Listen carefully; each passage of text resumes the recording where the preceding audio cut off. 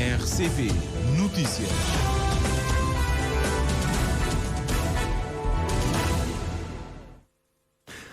Treze horas em Cabo Verde. Começa agora o Jornal da Tarde. Primeiro os destaques. Governo e parceiros sociais assinam um acordo de concertação estratégica para 2024-2026. Hoje, Dia Nacional do Pescador. Presidente da República apela à união de todos os intervenientes no setor para melhorar condições de trabalho e de vida da comunidade pesqueira. Sindicato Nacional dos Professores acusa o Ministério da Educação de faltar o respeito a 250 professoras que estão há 2 meses sem receber os salários. Boa Vista está bloqueada pelo governo, queixou-se hoje o edil da ilha, que foi recebido em audiência pelo Presidente da República. Cidadãos chineses agredidos e baleados na sua residência na praia estão fora de perigo. Dívida do Senegal perde valor depois de adiamento das eleições.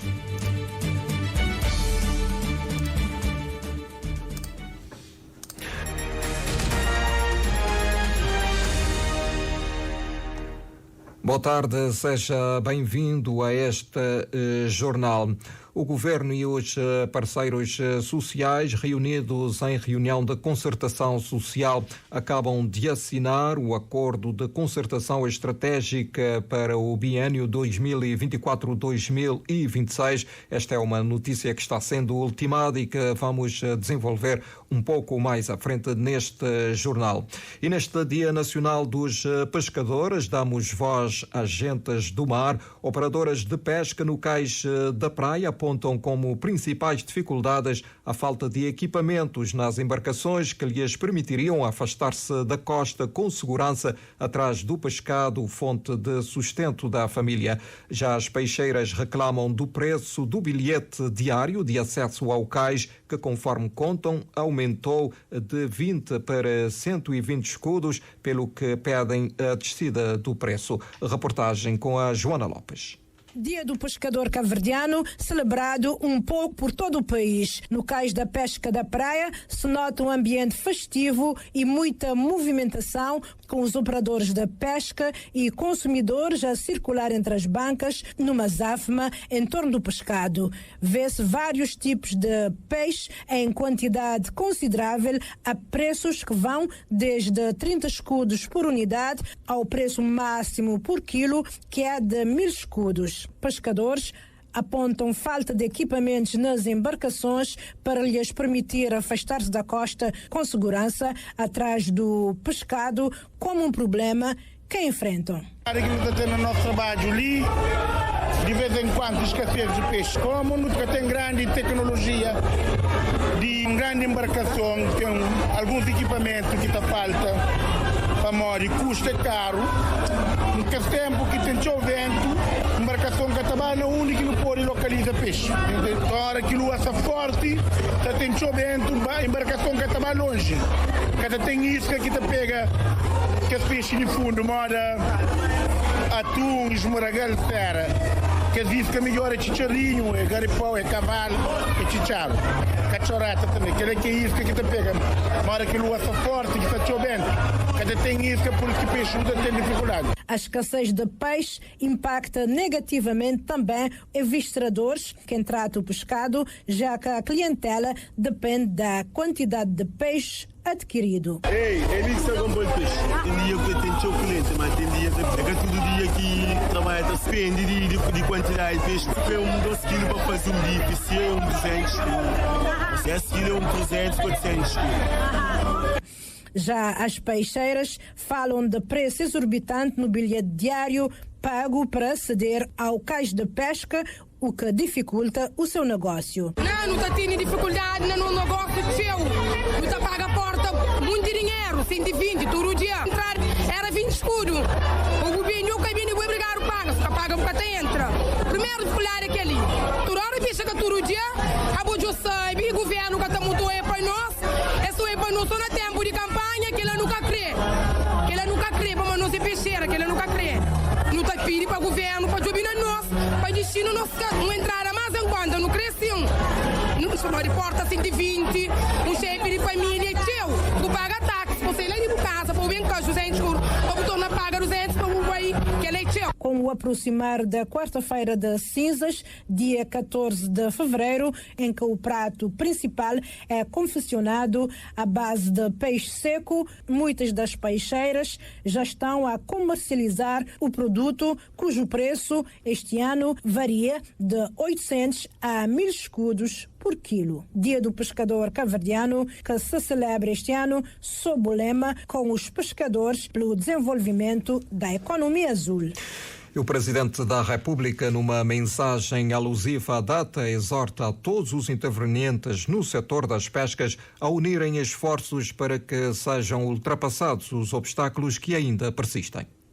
Só através da cooperação poderemos implementar melhorias significativas e garantir um futuro mais promissor para a comunidade pesqueira. José Maria Neves enumera algumas ações que considera importantes para melhorar as condições de vida e de trabalho da comunidade pesqueira.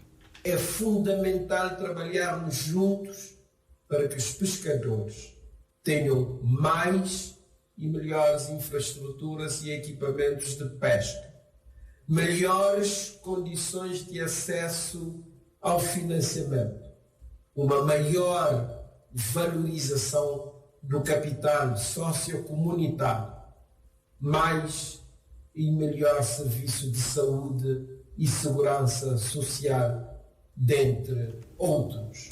O chefe de Estado cabo-verdiano expressou ainda o seu apreço aos homens e mulheres do mar que, disse, lutam incansavelmente para levar o pescado à mesa dos cabo-verdianos. Os vossos esforços têm sido fundamentais para a segurança alimentar e nutricional de Cabo Verde, bem como o seu desenvolvimento durável. Aproveito a ocasião para render homenagem a todos os que escolheram esta nobre profissão de enfrentar o mar em busca do seu sustento. Minha profunda gratidão e reconhecimento por cada um de vós, cujo trabalho árduo contribui significativamente para o desenvolvimento desta nação. José Maria Neves reafirma que, enquanto patrono da Aliança da Década do Oceano, está disponível para, juntamente com todos os parceiros nacionais e internacionais, promover a melhoria da literacia oceânica. E ontem o Ministro do Mar garantiu a disponibilidade do seu Ministério e do Governo para trabalhar juntamente com a Associação dos Armadores de Pesca, a PESC, para ajudar os pescadores, mergulhadores a adquirirem câmaras de descompressão. Abrão Vicente considera a doença da descompressão uma calamidade em Cabo Verde que afeta sobretudo os jovens. Portanto, eu quero, em nome do Ministério do Mar e do Governo de Cabo Verde, mostrar toda a nossa disponibilidade para criar as soluções que se adequam, nomeadamente a compra das câmaras, a formação de uma equipa técnica, mas significa sempre também que este parênteses. Quantas câmaras teremos que ter para estar em todo lugar a socorrer todos os que precisarem? É sempre esta questão. Portanto, precisamos não só criar as condições logísticas para tratamento, mas de facto ter aqui um verdadeiro programa nacional para a consciencialização e para a pedagogia. Também urge da nossa parte aqui uma falha do Estado no que toca à criação dos mecanismos e de uma instituição para a certificação dos instrumentos de mergulho. Abrão Vicente falava ontem no Mindelo, numa iniciativa da PESC que juntou em São Pedro líderes locais do setor pesqueiro e especialistas num workshop para discutir os desafios enfrentados pelo setor das pescas em Cabo Verde e explorar as inovações que estão moldando a indústria. O presidente da PESC, Susano Costa, disse que a associação está a trabalhar com a Universidade do Aveiro em um projeto de segurança segurança e prevenção de acidentes de mergulho. E o presidente da Associação dos Armadores de Pesca do Porto da Praia também sublinha a necessidade de aquisição de câmaras de descompressão e de licenciamento das garrafas de gás de mergulho. Hoje em dia o mergulho é licenciado mediante formação. O mergulhador tem que ter formação, tem que estar medicamente apto. Realmente há que também pensar em adquirir câmara hiperbárica para o hospital, por exemplo, das ilhas que têm maior número de mergulhadores. E isso é bem visto, muito bem visto, porque temos, como eu disse, pessoas que laboram nessa área, que da única forma que temos para capturar, por exemplo, lagosta, búzio, é através do mergulho. Há que ter atenção e também trabalhar em prol de melhorar tanto a segurança. Não temos uma entidade, por exemplo, que certifica as garrafas de mergulho. Deveria haver uma entidade que certifica as garrafas de mergulho, porque muitas das vezes as garrafas já não têm estado para estar a ser usadas no mergulho. Há que trabalhar nessas vertentes para que possamos ter realmente uma classe com alguma dignidade. Samora Barros, em entrevista à Rádio de Cabo Verde, disse ainda que já é a altura de pensar nos primeiros socorros em atividade de mergulho, tendo em conta que há atualmente dezenas de pescadoras que sofrem da doença do mergulho, também conhecida por doença de descompressão ou do queixão. E o Dia do Pescador vem sendo assinalado na Vila da Ribeira da Barca, Santa Catarina de Santiago, desde 2 de fevereiro, com um conjunto de atividades sobre o lema Com os Pescadores pelo Progresso Social e o Desenvolvimento da Economia Azul. Nesta segunda-feira, o último dia da atividade, o Espaço Jovem Local acolhe 3 palestras direcionadas aos pescadores e peixeiras locais. A programação inclui ainda desportos náuticos, com a corrida de botas e natação no masculino e também no feminino na praia de Lém Rocha. O evento termina no fim da tarde com almoço de confraternização, distribuição de prémios e animação cultural. Falando de outros assuntos, o Sindicato Nacional dos Professores mostrou-se hoje em conferência de imprensa indignado com a situação de 250 professoras que estão sem receber os seus salários há cerca de 2 meses. O presidente do SINDEP considera ser uma falta de respeito do Ministério da Educação para com esses docentes que iniciaram funções neste ano letivo. Ailson Martins. Os professores que estão com os salários por receber são aqueles que ocuparam os lugares dos docentes aposentados e dos que pediram licença sem vencimento, conforme o presidente do SINDEP. Grande falta de consideração é que, passados 6 meses, ainda os professores que iniciaram funções neste novo ano letivo, desde o mês de setembro, não receberam os seus salários referentes aos meses de dezembro e janeiro do ano em curso. Ainda mais, estão colocados em concelhos ou ilhas de onde não são nativos. Segundo os dados que o Ministério nos tinha dito, é praticamente arredondado 250 professores. São professores que foram ocupar o lugar dos que aposentaram e dos também que pediram licença sem vencimento de longa duração. Fizeram um contrato com esses professores, voltaram a fazer um novo contrato precário de 3 meses e neste momento eu não sei se voltam a fazer um novo contrato para 3 meses para poderem pagar o salário dos professores. Ou se resolvem de uma vez, que é ter o visto Tribunal de Contas para poder processar o salário desses professores. Jorge Cardoso afirma que os professores continuam sem a cobertura do INPS, o que tem vindo a criar alguns constrangimentos aos docentes. Estamos indignados com a situação difícil que os docentes enfrentam neste momento pela falta de respeito e desconsideração por parte da tutela, ou seja, mais concretamente do Ministério da Educação. Tínhamos denunciado há bem pouco tempo a falta de cobertura por parte do INPS e neste momento temos vindo a receber reclamações de vários professores que se deslocaram às farmácias e são informados que não estão com a cobertura da Previdência Social, o que traz transtornos e não só se sentem envergonhados nos atendimentos. Jorge Cardoso advoga que o SINDEP exige que o Ministério da Educação, na pessoa do ministro Amadeu Cruz, que resolva imediatamente esses problemas. Caso contrário, o sindicato voltará às lutas que estão agendadas para breve. O Sindicato Nacional dos Professores anunciou hoje na sua página de rede social uma manifestação dos docentes para o dia 12 deste mês. A Ilha da Boa Vista não tem um sistema de rede de esgotos eficaz, o que pode, ao nível de saneamento, impactar negativamente o desenvolvimento do turismo na ilha. Quem o diz é o edil Cláudio Mendonça, que foi recebido esta manhã pelo Presidente da República, com quem partilhou as preocupações que afetam a ilha. O autarca diz que há um bloqueio da parte do governo em relação à Ilha das Dunas, que no ano passado recebeu apenas 20.167 contos transferidos pelo Executivo. Maria José Macedo. Menos de 2% da população da Ilha da Boa Vista está coberta pela rede de esgotos, para além das praias que agora estão invadidas pelo lixo. O saneamento é o grande calcanhar daqueles da Ilha da Boa Vista, afirmou o edil Cláudio Mendonça. No município que tem uma projeção clara relativamente à rede de esgotos da Ilha da Boa Vista, não tem um lençol freático bastante alto, o que te dificulta muitas vezes, não só para pessoas de fazer esvaziamento desses esgotos, porque não tem ainda rede de esgotos a céu aberto, não tem pessoas que utilizam fossas céticas, nunca tem um sistema de rede de esgotos na Boa Vista de forma clara, nunca tem nenhuma projeção em relação a isso. A questão de saneamento é bastante importante e necessária nesse momento na Boa Vista, que pode, devido a algumas situações de alterações climáticas, pode impacto negativo próprio no setor do turismo. Desde logo, não tem ainda pessoas que usam a fossa cética, e com contacto com o lençol freático pode prejudicar realmente o nosso turismo. A questão de saneamento e a questão de requalificação. Metade da cidade de Sereia que é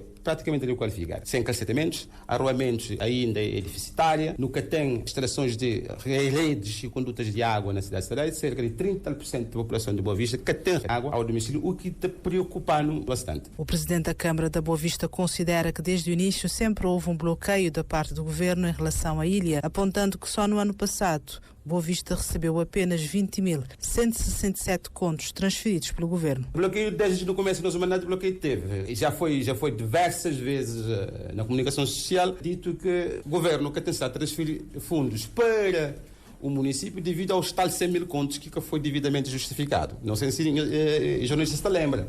Daí, a partir daquele momento, assim, o discurso foi e é sempre: a partir do momento que for justificar os 100 mil contos, começa a transferir o dinheiro. Só para vocês terem uma ideia, o município de Boa Vista, em 2023, fora do quadro do Fundo de Financiamento Municipal, apenas recebe 20.167 contos. A visita de hoje visa solicitar ao Presidente da República sua magistratura de influência na resolução dos problemas graves por que passa a Ilha da Boa Vista. Apesar das dificuldades que a ilha atravessa, Cláudio Mendonça diz estar totalmente comprometido e engajado com o desenvolvimento da ilha e disponível para mais um mandato e recandidatura nas eleições de 2024. Manuel Alves foi ontem eleito novo coordenador da Conselhia Política da Praia do MPD. Os resultados definitivos do ato foram divulgados hoje pelo delegado do Gabinete de Apoio ao Processo Eleitoral do partido, Luís Xavier Pinto. Dos 3.845 militantes inscritos no caderno eleitoral, votaram 1.270 militantes, sendo 1.267 votos válidos a favor da candidatura liderada pelo Sr. Manuel António Alves, mais conhecido por Toticóia. Em nome do GAP Praia, felicitamos o Sr. Manuel António Alves pela eleição ao cargo de coordenador da Comissão Política Conselhia da Praia, com votos de sucesso na missão que ora vai exercer. A abstenção rondou os 60%, mas Luís Xavier Pinto desvaloriza, justificando que ela foi potenciada pela mobilidade de muitos militantes e pela falta de atualização do caderno eleitoral. Quanto ao novo coordenador do MPD na Praia, Luís Xavier Pinto acredita que ele estará à altura das exigências da maior região política do país. Pelo seu percurso político, pela sua dinâmica e pela sua empatia, acredito que, e segundo a meta da sua plataforma eleitoral que conhecemos, do seu programa, acredito que a Praia estará em condições de ganhar as eleições autárquicas que se avizinham. Aliás, esta é uma das metas do programa do Sr. Manuel Alves. Manuel Alves substitui Alberto Melo na Conselhia da Praia do MPD. De recordar que ontem o presidente do partido, Ulisses Correia e Silva, diz que o MPD vai anunciar todos os seus candidatos às eleições autárquicas deste ano, ainda neste mês de fevereiro. Ulisses Correia e Silva expressou a confiança do partido em ganhar a autarquia da capital.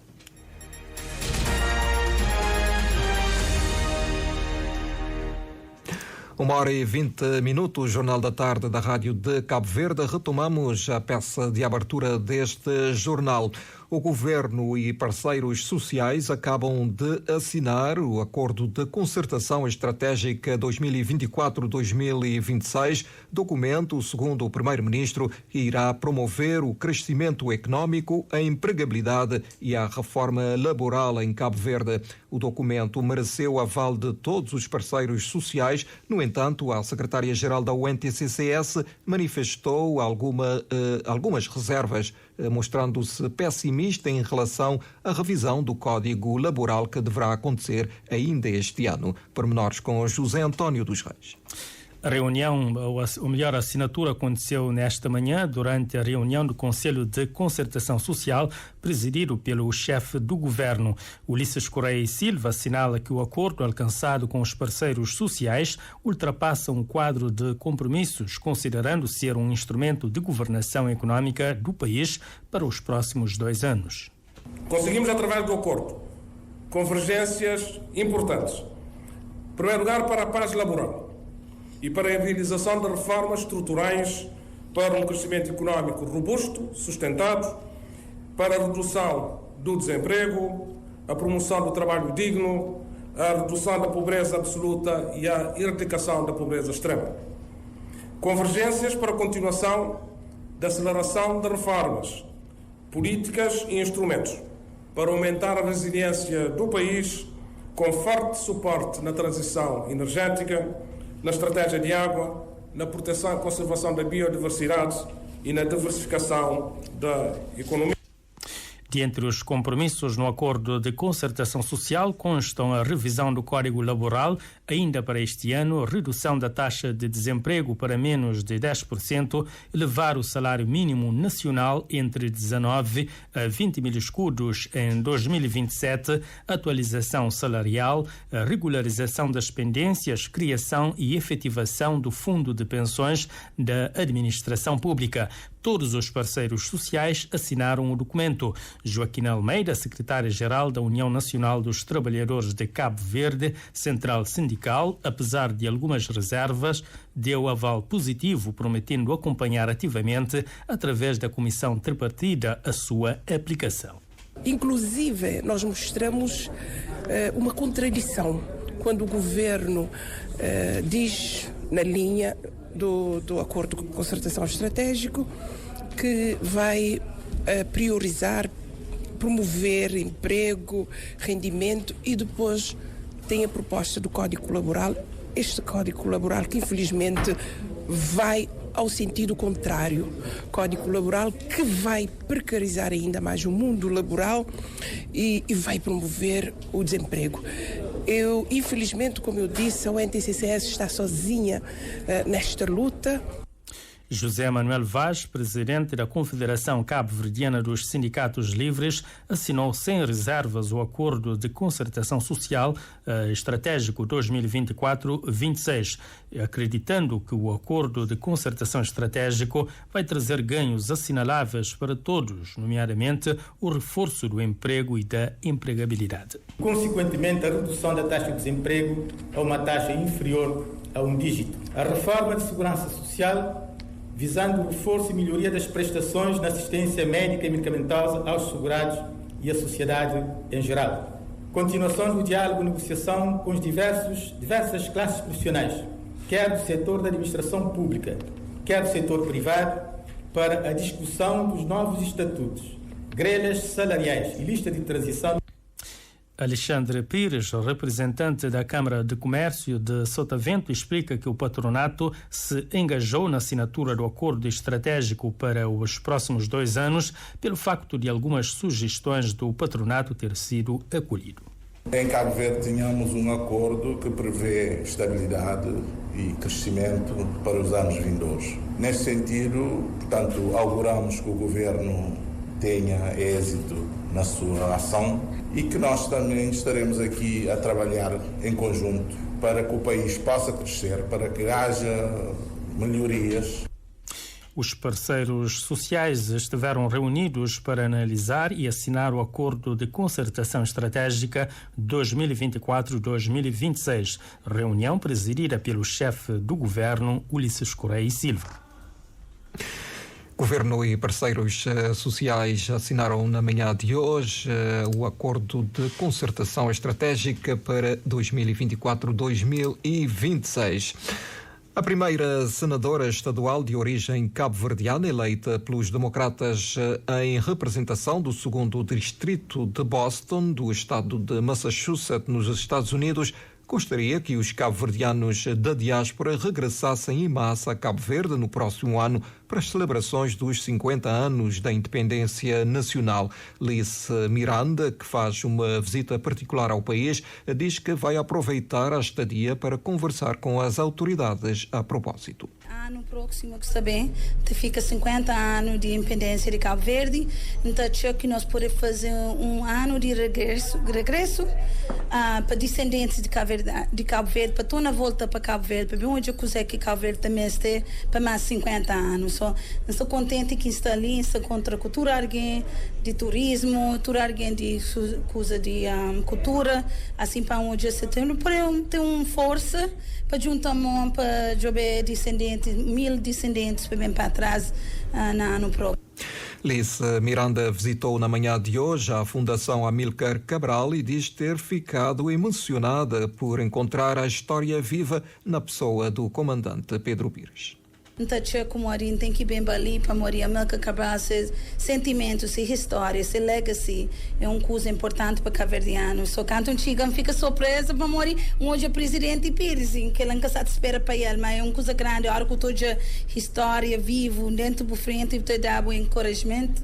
A minha primeira cabo-verdiana senadora na América, poder um dia ser presidente de Câmara, ou Congresswoman, ou US Senator, que sabe que é que fica a concorrer, mas entendemos sentir orgulho, que hoje também, tudo coisa que a Amílcar Cabral faz nessa vida, poder um dia também fazer uma coisa grande para Cabo Verde e com a América também para mulheres.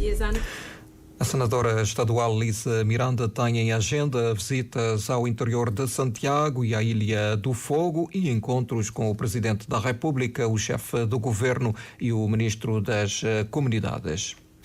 Estão fora de perigo, mas ainda pagam pelo susto e pelas malezas que ficaram da agressão. 5 chineses foram acudidos no Hospital Agostinho Neto após terem sido assaltados na sua residência na praia.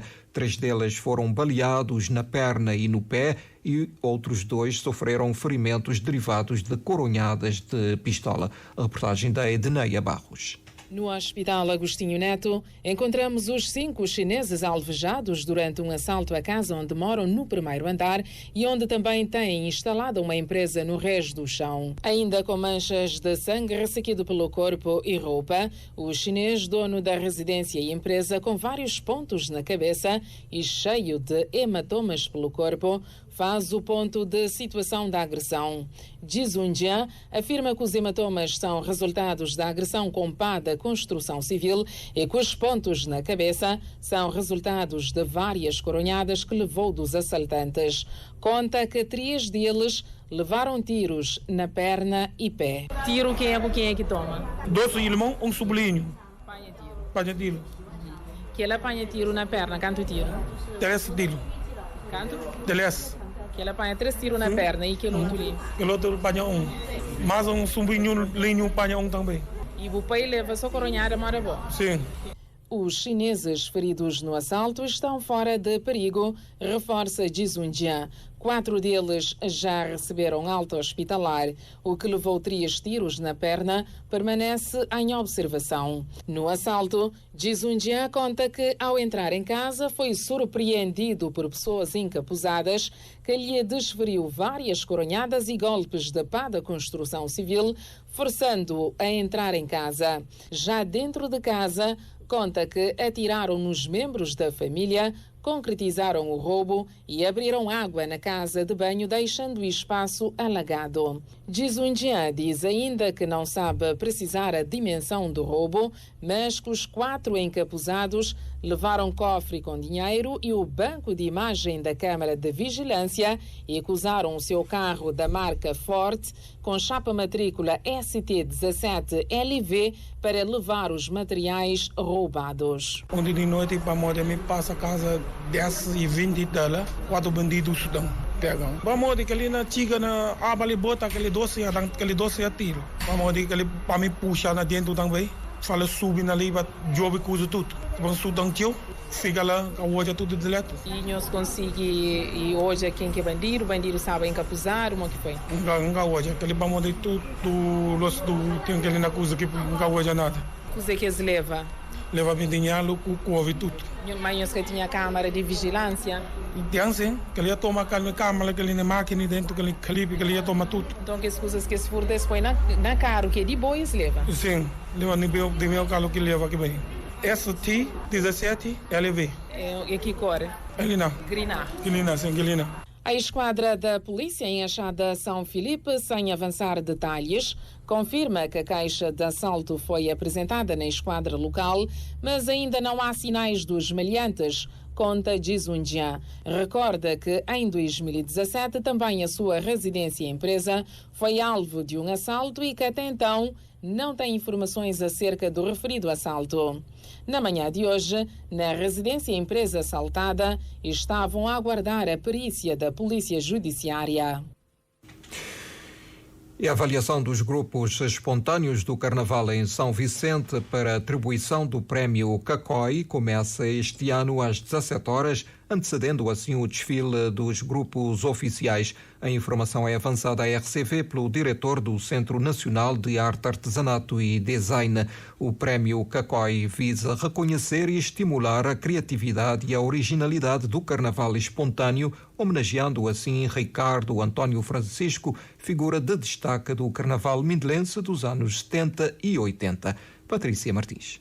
O prémio Cacói registra este ano uma alteração que tem a ver com o horário para avaliação do desfile dos grupos espontâneos, mantendo os restantes moldes que nas edições anteriores, diz Artur Marçal, diretor do Centro Nacional de Arte, Artesanato e Design. Este ano vamos sair a partir das 5 horas e o último grupo deverá entrar na Rua de Lisboa às 18 horas e 45 minutos. O desfile pode começar antes, portanto o júri irá começar a avaliar os grupos a partir das 5 horas. Tendo em conta que o Carnaval oficial é às 19 horas, não faz sentido fazê-lo durante o período de tarde para poder ligar diretamente com o desfile oficial. E será o percurso do Carnaval oficial, portanto, entrar na Rua de Lisboa, Rua Machado, sair na Praça Nova, portanto, são 2 voltas. Portanto, voltar a entrar na Rua de Lisboa é o mesmo percurso do Carnaval oficial. Percurso no qual vão estar os 5 elementos do júri para avaliar a criatividade, bem como assim a temática e outros fatores.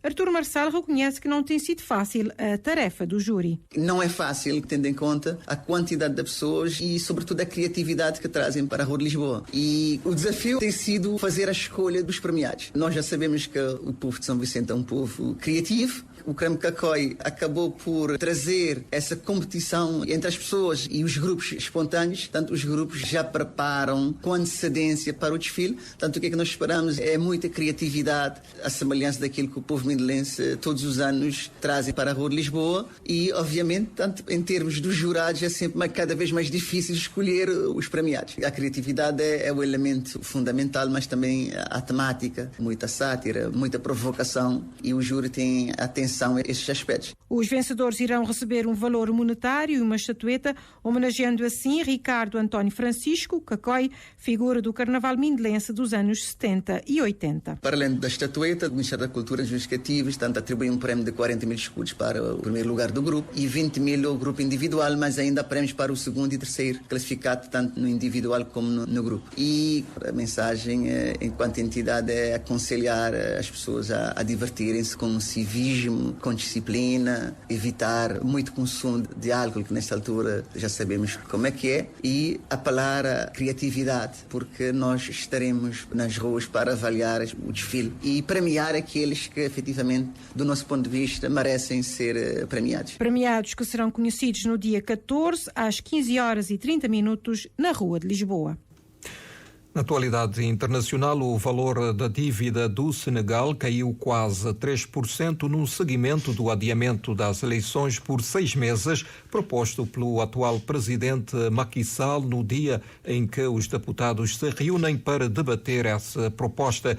De acordo com a agência de informação francesa de informação financeira Bloomberg, os títulos de dívida pública com maturidade em 2033 caíram 2,3% esta manhã para 84,83 cêntimos por dólar, enquanto a dívida que termina em 2037 caiu 3%, o que indica uma desconfiança dos investidores relativamente à capacidade do país para honrar os seus compromissos financeiros. O presidente do Senegal, Macky Sall, anunciou no sábado a revogação do decreto que convoca as eleições presidenciais marcadas para 25 de fevereiro, a poucas horas do início da campanha eleitoral.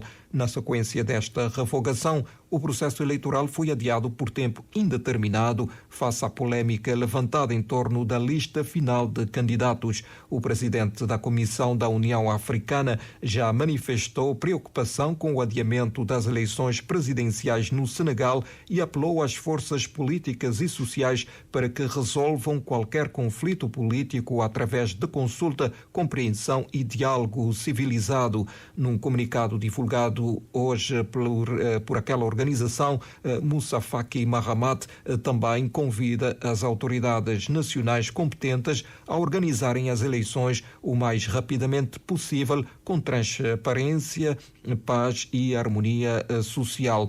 A União Europeia defendeu no domingo que o adiamento indefinido das eleições no Senegal abre um período de incerteza e pediu que se realizem o mais rapidamente possível de forma transparente e credível. A Comunidade Económica dos Estados da África Ocidental, CEDEAO, também já pediu a promoção do diálogo para garantir eleições inclusivas no Senegal. A suspensão eleitoral é motivada por um conflito aberto no contexto de um alegado caso de corrupção das juízas, referiu Macky Sall numa declaração televisiva. O presidente do Senegal disse ainda que a Assembleia Nacional avançou com uma investigação sobre o processo de seleção de candidatos. Em causa poderá estar também a candidatura de Rose Wardini, do Partido Novo Senegal, que poderá ter nacionalidade francesa e senegalesa, o que irá contra as regras do país. A decisão anunciada pelo presidente Macky Sall de adiar as eleições presidenciais, inédita desde a independência do país, provocou protestos e uma forte repressão das forças de segurança das primeiras manifestações realizadas neste domingo.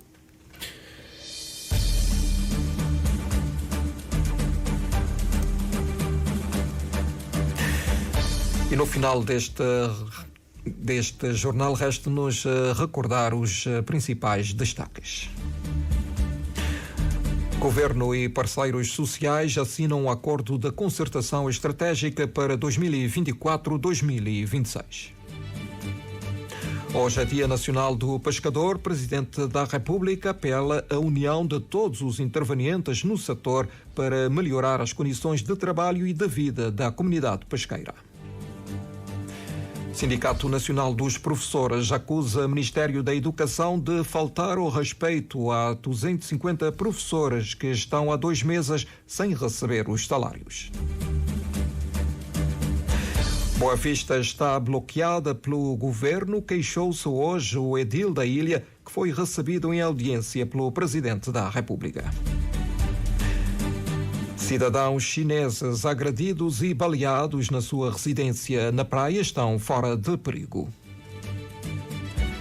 Dívida do Senegal perde valor depois de adiamento das eleições.